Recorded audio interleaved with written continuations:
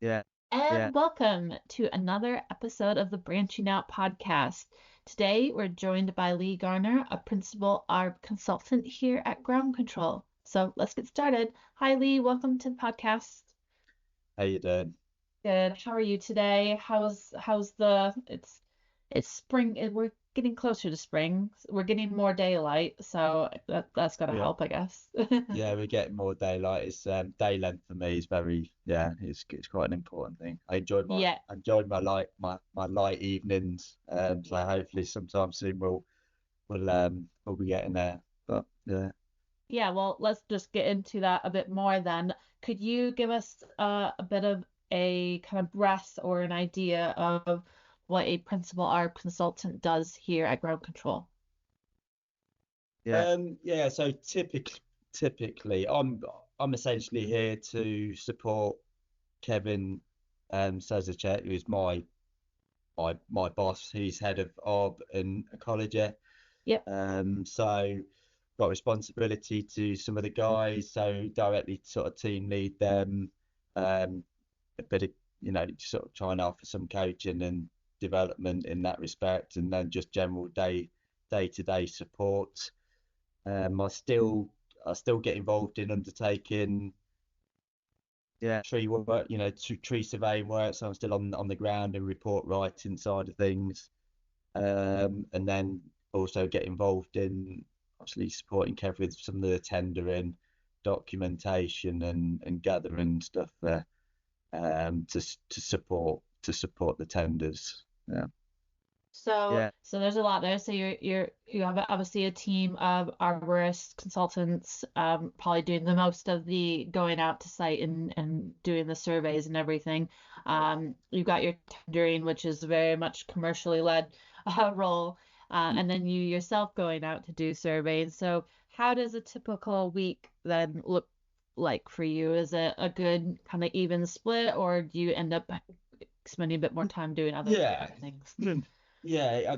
In on balance, Monday is generally office based. We start as a team. We start off Monday morning with a team meeting where we sort of discuss what we've got ahead, what we've done, anything sort of outstanding that we need to pick up upon before the end of the month, or when there's any relevant information that needs to feed down. So we use that Monday just as a bit of a warm up, and then say generally during the day I'll be in the office doing like the various sort of paperwork side of things, and Yeah.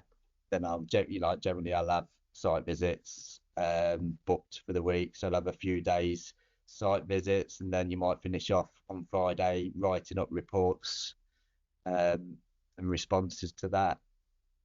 So, Yeah, when we're talking about ARB consultancy and ARB surveys, can you kind of give us a bit, like for those who maybe don't, they work in either like winter or some of the other divisions that don't deal so much with trees. Obviously, we have quite a few divisions that do work with trees all the time. yeah, But could you give us a little bit more idea of what that consultancy is? Is it, obviously, it's not probably taking like it's a bit more, I guess, bespoke. It's what I'm getting the sense of, and that you're not like where we're doing vegetation clearance and rail or utility. Yours is sounds a bit more like it's a bit more bespoke. So can you give us a little bit a better idea of what that is that you do? yeah. So within the within our team, there's quite a lot of things that we do in respects to. We deal with tree surveys in relation to planning, so Yeah. for development and stuff like that. So we get involved in surveys that allows developers to sort of progress their designs through the planning system. So we offer advice in that respect as well. We do bread and butter tree condition surveys, where we're looking after the legal obligations of a tree owner. So they'll get us onto site, and we'll we'll inspect their trees for safety and see what works that they need to undertake as a tree owner. So under their responsibilities, and then there's we extend into a multitude of other stuff. We do decay detection. So if we go to a site and we find a particular tree's got a known decay fungi, and it's known for sort of aggressive sort of degradation of the wood. Yeah. We would essentially go and recommend additional investigation. So we use a piece of equipment that we will either there's like a resistor graph that we can use, and that measures the resistance of the wood for a drilling. It's got a 0.5 of a mil drill, so it tests the strength of the wood. Or we tend to do a picus, which is deemed as like non-invasive, so you put sensors all the way around the tree, and it's basically measuring sound waves, and it'll bring out a picture of where the decay is, and then we'll use certain sort of theories to determine whether there's enough sound wood versus decay. So you deal with a lot of our older trees in the country, is what it sounds like. You're dealing with the big ones, the really big ones that we see, or is it not necessarily? No, we get a flavour of everything, so we can be pretty much working within a so like a pets at home sort of commercial site, car park, looking around at some newly plants, and then there'll be sort of older trees within there as well. And then we can go to old established sites, caravan parks.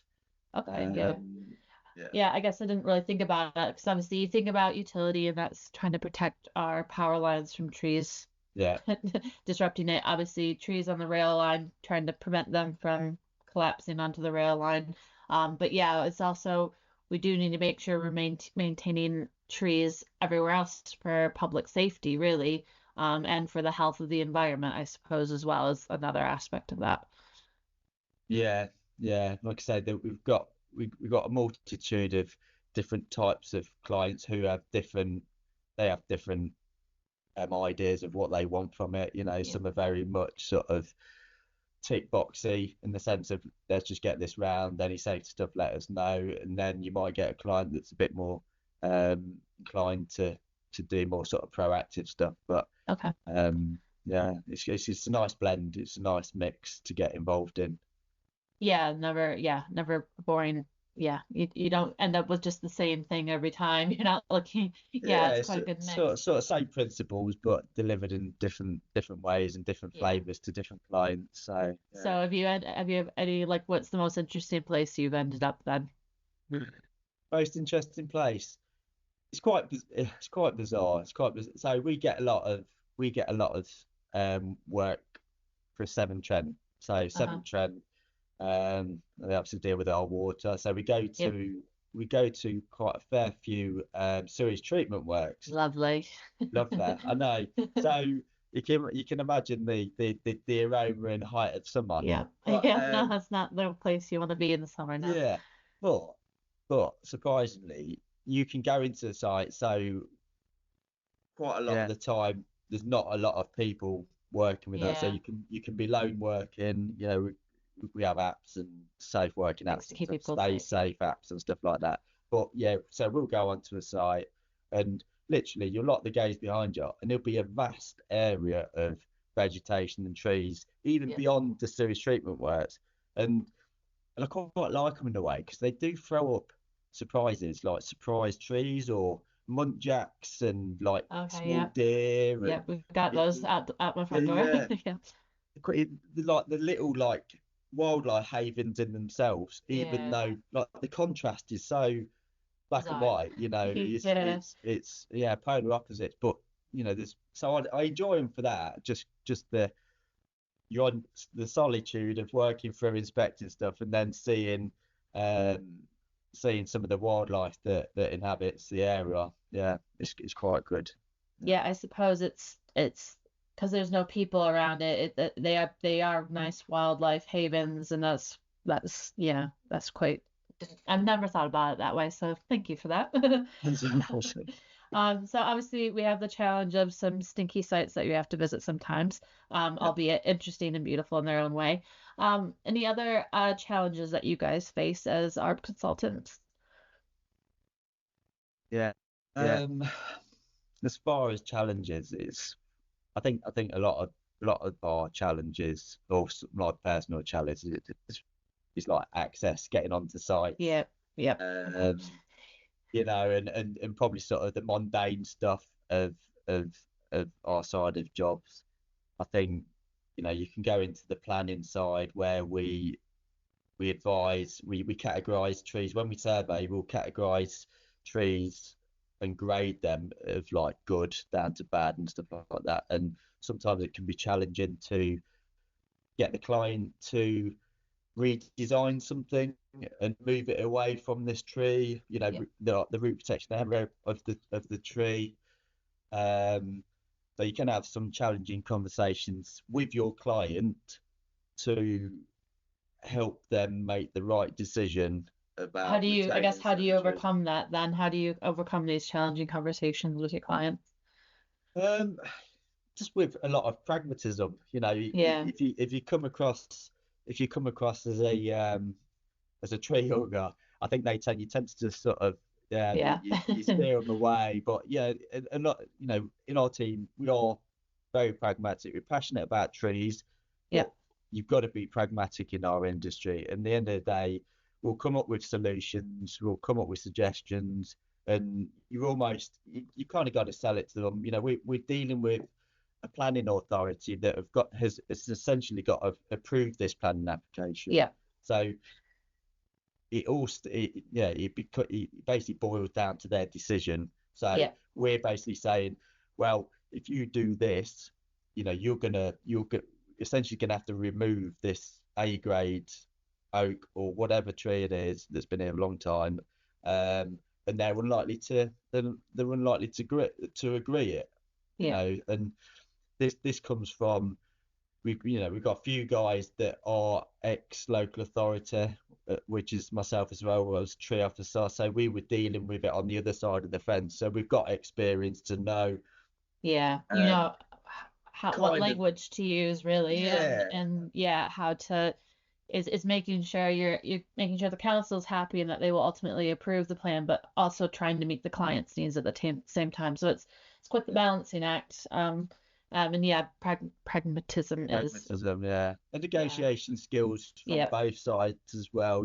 From your client, and then discussions with tree officers and local authorities and stuff like that. It's a bit of a game in a lot of respects, but we're trying to achieve the same thing. Certainly, the council and the tree people, they're trying to achieve the same thing, and then you just gotta do your best. Yeah, exactly, and kind of find that common ground at the end of the day, really. For sure, yeah. And you're not always going to win the battle as well. Sometimes it's just like, this is where we are, so it's just okay. Well, it's in the hands of the planners. Yeah, it's about coming to a resolution and then to common ground, and that's really great. Thank you for sharing that. You just called yourself a tree ogre, I think is that what you just called yourself? Tree hugger. Oh, tree hugger. Okay, I was gonna say I would call you. I was like, probably a tree hug. I'd call you a tree hugger, but okay, yep, tree hugger. I agree with that. That is a stereotype that I think have assigned that your team for as long as I've been at Crowd Control. I guess you kind of spoke to it a bit there, but is there any other stereotypes that you'd like to debunk about your tree hugging role here at Crowd Control? Yeah, obviously we would. Yeah, we're passionate about trees, but pragmatic with it. I think, I think probably if I'm going to sort of try and debunk anything, but probably within ground control, I think people think we just do tree condition surveys. It's almost like the wealth of knowledge that we have and the experience. There's a lot to utilize within each different department and stuff like that. So it's probably something to debunk, is that we don't just do tree condition surveys. As I've said before, we get involved in planning work, woodland tree management, ash dieback service surveys, We do insurance, so we're capable of dealing with insurance, related subsidence, related claims. Yep. We also do a bit of tree cover work, so working for local authorities to cover tree officer roles, so we can be a support then. And then general tree planting advice as well. So when I know some of I think we've been approached previously by the guys doing the plugins for the EV Okay, so they might want to design a tree planting and stuff like that. We've got the knowledge for that side of things, so that can be utilised. And I think on the scheme of things, our level of knowledge on the legal perspective as the trees are concerned, that's quite useful.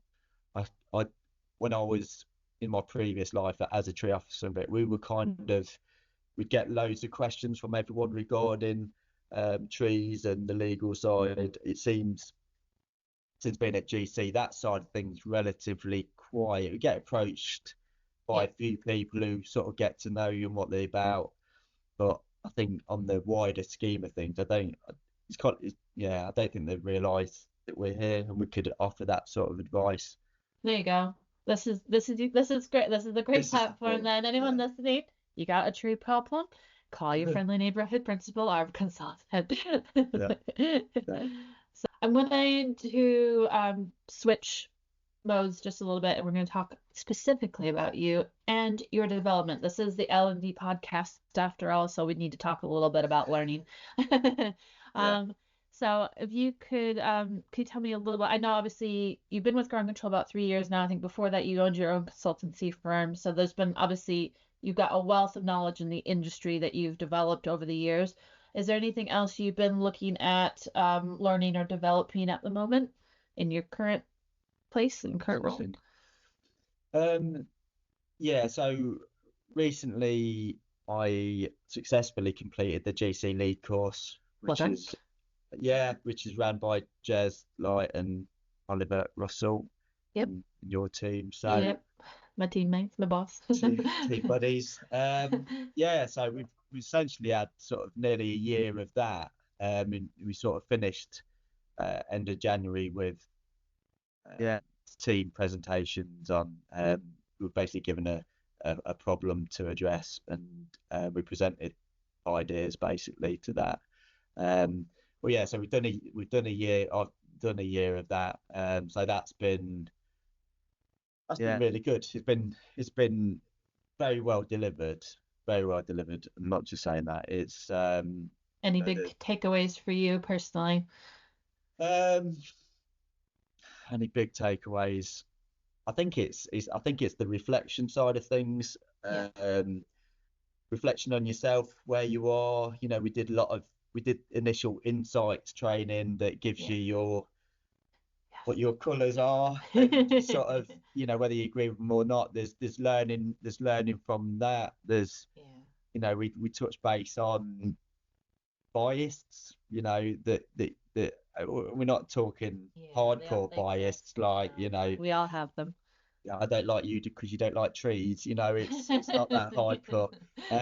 But just unknown bias, subliminal bias that you just sort of you might not know you're doing. So it's just sort of just checking yourself. So that side of things was really useful. Just on reflection, I'm quite a reflective sort of person anyway, but it just enforces a lot and brings new ideas in. So I got a lot out of that. And I think being exposed to a number of like-minded, I think about 14 of us or something, but a number of like-minded people who experience the same problems but in a different department, and they just the solution sharing of what they do in those situations, and it's just a pure honesty. It's really good. People were being honest. They were hearts on the sleeve, and we had that psychological safety, which is like psychological safety as well. We love the psychological safety, which is important. Like the psychological safety was again one of the biggest sort of take homes of creating that environment where people feel comfortable with making mistakes, feel comfortable with asking silly questions, and it's all part of the development progress of a individual and a team. So yeah, I'm really on board with all of that, because it's where we need to be. Yeah, and that's how you build trust and you can progress as a team, is by having that psychological safety in place. So definitely agree with that. I'm conscious of time. I don't want to take too much of our time today. Yeah. So let's just end on one more question. Would like to impart some advice on everyone. So what is the best piece of advice you've ever been given? So probably best piece of advice. So I think over the years, if I've sort of developed, so maybe whether it's in a leadership role or whether you're in a consultancy role or a tree consultant role or senior role, whatever it is, I think it's important to listen to your peers, listen to the managers, take the positive stuff that you want to take. People will do and deal with things that you don't necessarily like or wouldn't do yourself, but it's about molding yourself into where you ultimately want to be, and that's gonna require you to listen to different perspectives and get an understanding of why people do certain things and how they do it. So it's just keeping an open mind for new information and new ways, and trying to build on the person that you want to be as a leader or as a making it your consultant. own. Yeah, Because that's the only way it's going to stick, really. You learn things like we just talked about, the psychological safety. It's about, you've learned it. Now you take it and you make it your own, and you make it work within your team. So that's a great piece of advice. Thank you. Thank you, Lee, for taking the time to speak with me today. Really appreciate it, and I hope to catch up with you again soon. Lovely. Thanks very much. And thank you for tuning into this episode of the Branching Out podcast. If you'd like to learn more about training, like maybe GC Grow, where you can develop while you work, please reach out to the training team. Until next time, take care.